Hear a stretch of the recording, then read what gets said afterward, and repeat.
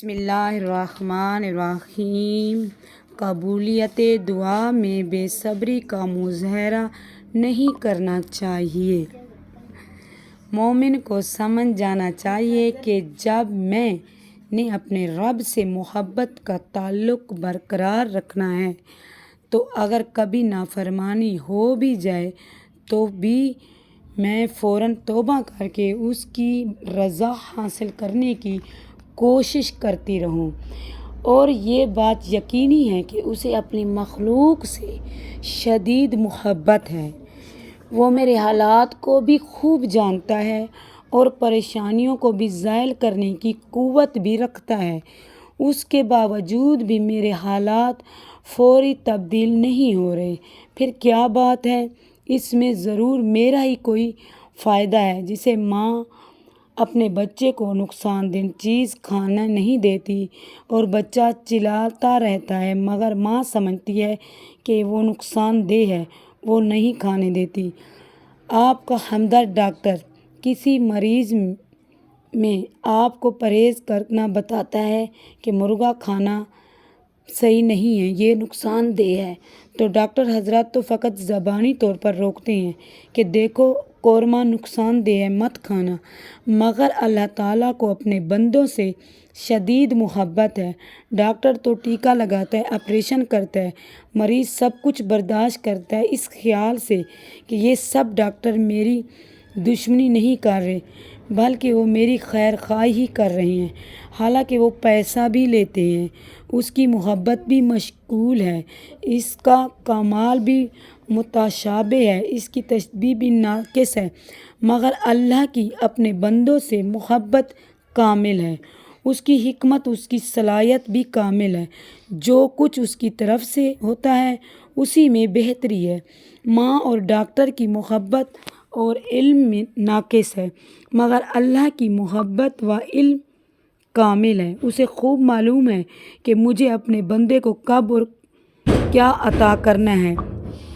اپنے بندے مومن کو اتنا ناشکر نہیں ہونا چاہیے کہ ذرا سی مصیبت پریشانی آ جائے تو وہ فوراً غمگین اور غصہ کرنا شروع ہو جائے۔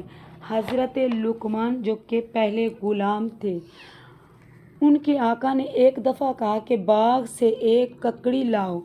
لقمان جب لے کر آئے تو آقا نے کہا پہلے تم کھاؤ۔ انہوں نے کھانا شروع کیا تو خوب مزے سے کھا رہے تھے، کہا واہ سبحان اللہ، واہ سبحان اللہ کہہ رہے تھے، جیسے بڑی مزہ آ رہا ہے۔ جب مالک نے کھائی تو سخت ککڑی نکلی، پوچھا کہ تم نے مجھے بتایا کیوں نہیں تھا، یہ تو سخت ککڑی ہے۔ لقمان نے ہمارے جیسے کم معرفت لوگوں کی تعلیم کے لیے فرمایا، جس آقا کے ہاتھوں سے ہزاروں میٹھی چیزیں کھائی ہیں، اگر اس کے ہاتھ سے ایک چیز کڑوی مل گئی ہے تو کیا اس پر منہ بنا لوں؟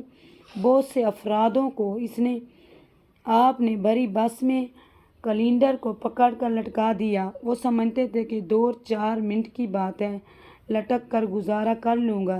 اسی طرح سے سوچنا لٹکا کر آسان ہو جائے گی۔ راستے میں جب کبھی 2 آدمی کا نشستوں پر جھگڑا ہوتا ہے تو بزرگ یہی سمجھتے ہیں کہ میاں سفر ہے، گزارا کر لوں گا، تھوڑی ہی دیر کی بات ہے، سفر ختم ہی ہو جائے گا۔ بس یہی معاملہ آخرت کا بھی ہے۔ جسے آخرت کی فکر ہوتی ہے اس کی بصارت کھلی چلی جاتی ہے اور اللہ سے اس کا تعلق مضبوط ہوتا چلا جاتا ہے۔